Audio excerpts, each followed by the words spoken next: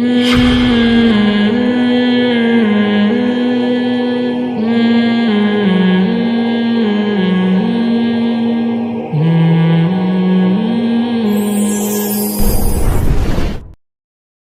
دلائل دوں گا جن سے 3 طلاقوں کا بہرحال 3 ہونا ثابت ہوتا ہے، چاہے وہ ایک مجلس کی ہوں یا متفرق مجلس کی۔ اس میں سب سے پہلے قرآن مجید ہے۔ سورہ بقرہ میں اللہ تعالیٰ کا ارشاد ہے الطلاق مرتان فامساک بمعروف او تسریح باحسان۔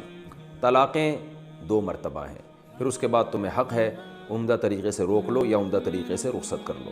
آگے چل کے اللہ نے فرمایا فإن طلقها، اگر مرد نے تیسری طلاق دے دی ہے، فلا تحل له من بعد حتى تنكح زوجا غیرہ، تو تیسری طلاق کے بعد اس کی بیوی اس کے لیے حلال نہیں ہے جب تک کہ یہ عورت کہیں اور نکاح نہ کر لے اور پھر وہ طلاق دے دے، اور اگر وہ طلاق دیتا ہے فلا جناح علیہما ان یتراجعا، پھر پہلا شوہر اور بیوی دوبارہ نکاح کر سکتے ہیں۔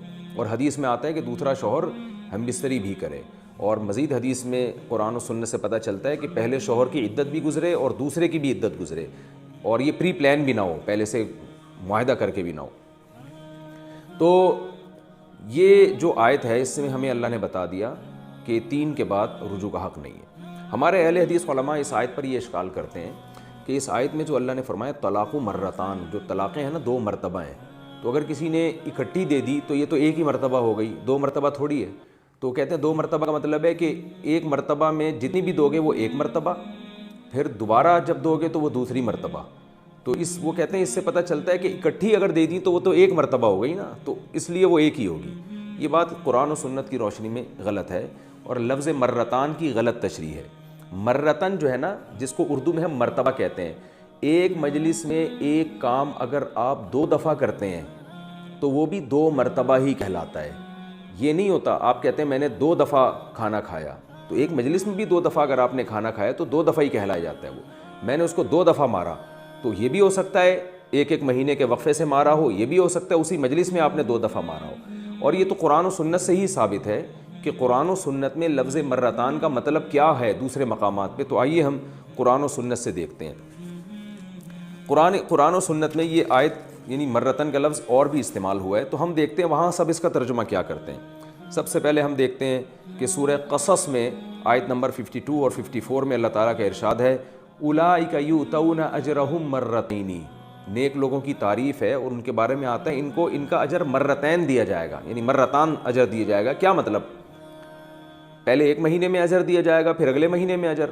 یہ نہیں ہے، تمام مفسرین اس کا ترجمہ کرتے ہیں ان کو دگنا اجر دیا جائے گا، یعنی اجر ایک ہی ہوگا مگر ڈبل کر کے دیا جائے گا۔ تو اس ڈبل اجر کو جو ایک ہی مجلس میں ہوگا اس کو قرآن مرتان سے تعبیر کر رہا ہے۔ اس سے پتہ چلتا ہے کہ طلاق 2 مرتبہ اگر ایک محفل میں ایک ہی دفعہ میں 2 دے دی ہیں تو وہ بھی 2 مرتبہ ہی کہلائیں گی، 2 طلاقوں کو 2 مرتبہ کہا جا رہا ہے۔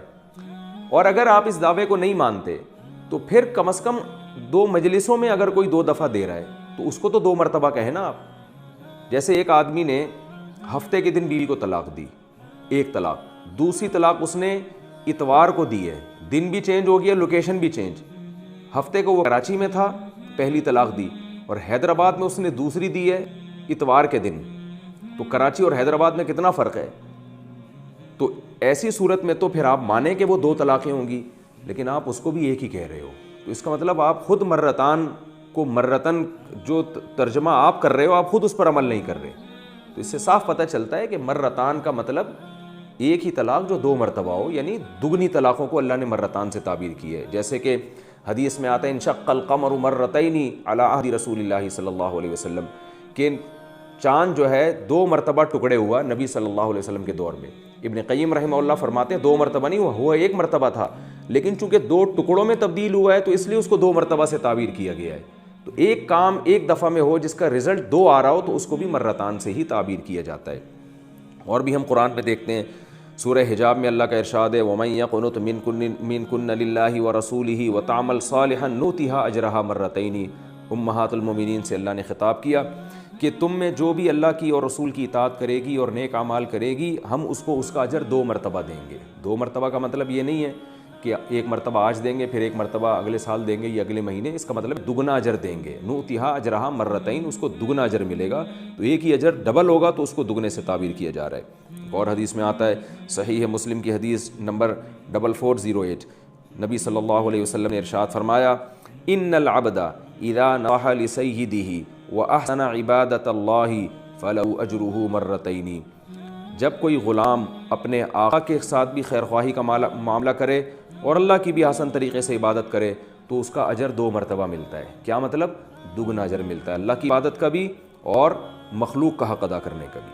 عن ام سلمۃ ان امرأۃ قالت یا رسول اللہ ان ابنتی توفی عنہا زوجہا وقد اشتکت عینہا افنکتحلھا قال لا مرتين او ثلاثا افنکحلھا۔ ام سلمہ یا افننکحھا ہے، یعنی اس کا مطلب یا تو یہ ہو سکتا ہے کہ ہم اس کی آنکھ میں سرما لگا لیں، یا اس کا مطلب یہ ہوتا ہے کہ ہم اس کا نکاح کر دیں۔ تو قال لا، ام سلمہ رضی اللہ تعالیٰ عنہ فرماتی ہیں کہ ایک عورت نے نبی صلی اللہ علیہ وسلم سے پوچھا کہ میری بیٹی کا انتقال ہو گیا ہے، میری بیٹی کے شوہر کا انتقال ہو گیا ہے اور اس کی آنکھوں میں کوئی بیماری ہے۔ افننکحھا نہیں، پھر آنکھوں میں بیماری ہے تو ظاہر ہے افنکحلھا، کیا ہم اس کے سرما لگا سکتے ہیں آنکھوں میں؟ آپ نے فرمایا لا، نہیں۔ مرتین او ثلاثا، یہ بات آپ نے 2 مرتبہ فرمائی یا 3 مرتبہ؟ اب آپ بتاؤ، نبی نے اسی مجلس میں فرمایا نہیں نہیں نہیں، ایسا تھوڑی ہے کہ نبی نے اس وقت فرما دیا نہیں، پھر 1 مہینے بعد اس خاتون کو بلا کے فرمایا نہیں، پھر تیسرے مہینے میں بلا کے فرمایا نہیں۔ تو ایک ہی مجلس میں ایک بات نبی نے 3 دفعہ دہرائی ہے یا 2 دفعہ دہرائی ہے، اسے مرتن سے اور مرتانی اور ثلاث مراتن سے تعبیر کیا جا رہا ہے۔ تو یہ بات بالکل واضح ہو جانی چاہیے کہ اچھا ایک اور اس بارے میں روایت پیش کرتا ہوں، یہ بھی بخاری اور مسلم کی روایت ہے جو ام سلمہ والی۔ عن ابی بکرۃ رضی اللہ عنہ قال قال النبی صلی اللہ علیہ وسلم فی حجۃ الوداع وفیہ قال الا هل بلغت مرتین، صحیح بخاری۔ حضرت ابو بکرہ رضی اللہ عنہ فرماتے ہیں کہ نبی صلی اللہ علیہ وسلم نے حجۃ الوداع کے موقع پر صحابہ سے فرمایا کیا بتاؤ میں نے اپنا پیغام پہنچا دیا؟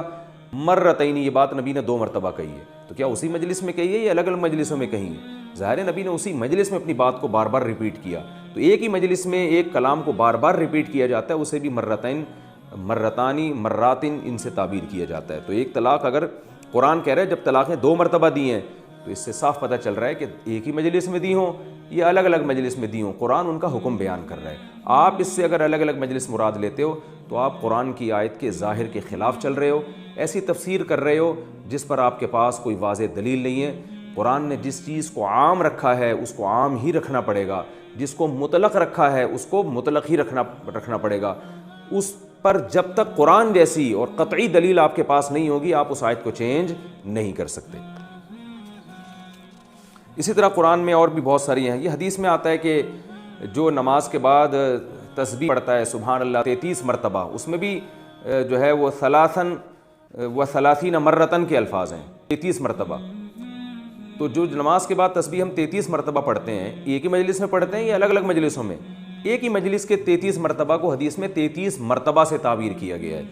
تو میرا خیال ہے اتنا کافی ہے کہ الطلاق مرتان کا مطلب صاف واضح ہو گیا کہ طلاقیں 2 مرتبہ، ایک مجلس میں ہو یا الگ الگ مجلس میں، قرآن فرق نہیں کر رہا۔ اور قرآن و سنت میں صحابہ کے دور میں یہ فرق ہمیں ملتا ہی نہیں ہے، تبھی اس بارے میں حدیث سب عام ہیں۔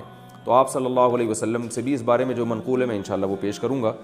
تو قرآن صاف طور پر کہہ رہا ہے، اور یہ قرآن کی آیت جو نازل ہوئی ہے حضرت عبداللہ ابن عباس اور حضرت عائشہ رضی اللہ تعالی عنہما دونوں سے منقول ہے، جو میں شروع میں حوالے بھی دے چکا ہوں کہ وہ فرماتے تھے کہ زمانے جاہلیت میں جب کوئی شخص طلاقیں دینا چاہتا تو کوئی حد نہیں تھی، جتنی چاہے طلاقیں دے دیتا، چاہے ایک مجلس میں ہو یا الگ الگ مجلس میں، عدت سے پہلے اس کو رجوع حق تھا۔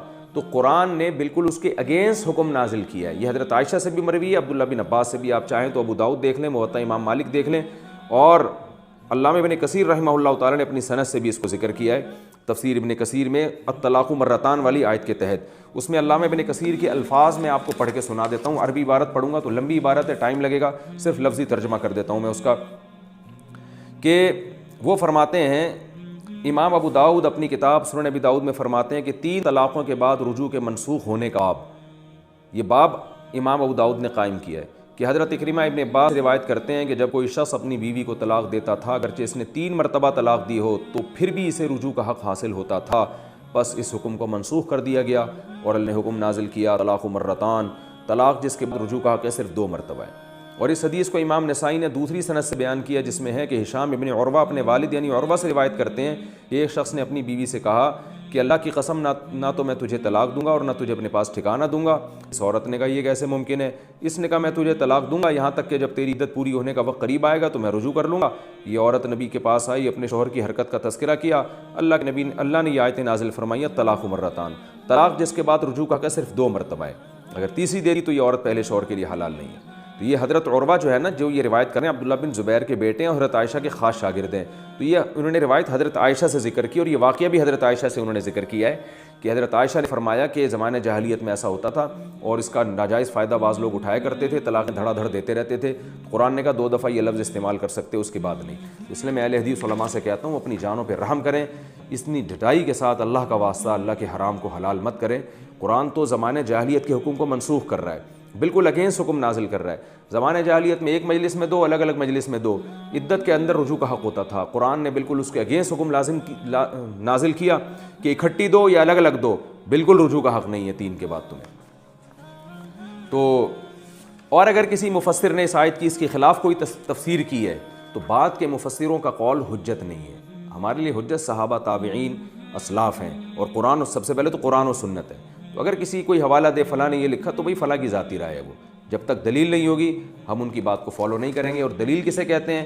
قرآن نے جس چیز میں قید نہیں لگائی ہے مجلس کی، آپ اس میں اس وقت تک قید نہیں لگا سکتے جب تک ایسی مضبوط دلیل آپ کے پاس نہ ہو جیسی قرآن کی آیت ہوتی ہے، کیونکہ قرآن کے قطعی کے خلاف ظنی دلائل نہیں چلتے، جبکہ آپ کے پاس ظنی بھی نہیں ہے، وہ دلائل بھی نہیں ہے جن کو ظن کے درجے میں دلیل کہا جا سکے۔